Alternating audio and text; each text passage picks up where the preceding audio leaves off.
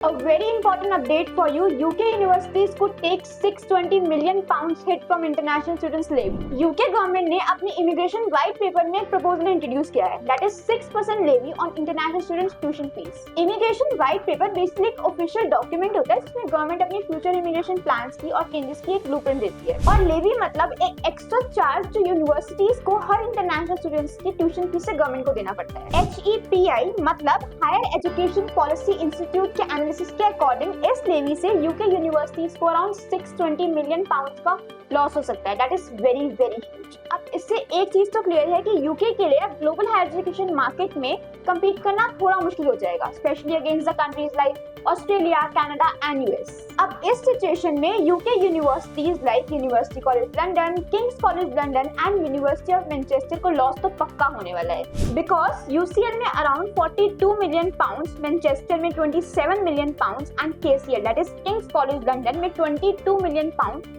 और 19 इंस्टीट्यूशंस को around 10 million pound plus का लॉस होगा। अब इस केस में यूनिवर्सिटीज के पास दो ऑप्शन है, या तो वो ये कॉस्ट इंटरनेशनल स्टूडेंट्स पे डाले विच इज ऑब्वियसली आपकी ट्यूशन फीस इंक्रीज करके, या फिर यूनिवर्सिटी खुद अडॉप्ट करे। अब इससे क्या होगा, इससे टीचिंग और रिसर्च के लिए फंड्स कम बचेंगे। अब देखा जाए तो दोनों ही रिस्की हैं, पहला स्टूडेंट्स के लिए और दूसरा यूनिवर्सिटीज के लिए। ऑफिस फॉर स्टूडेंट्स डेटा के अकॉर्डिंग 25-26 में 72% यूके यूनिवर्सिटीज डेफिसिट में जा सकती है। अभी तो यूके इंटरनेशनल स्टूडेंट्स में बिग 4 डेस्टिनेशंस में आता है, पर ये लेवी इस रेपुटेशन को हार्म कर सकती है। अब आपको ये समझना जरूरी है कि इस पूरे स्ट्रक्चर से इंटरनेशनल स्टूडेंट्स यानी कि आप पे क्या इम्पैक्ट पड़ेगा।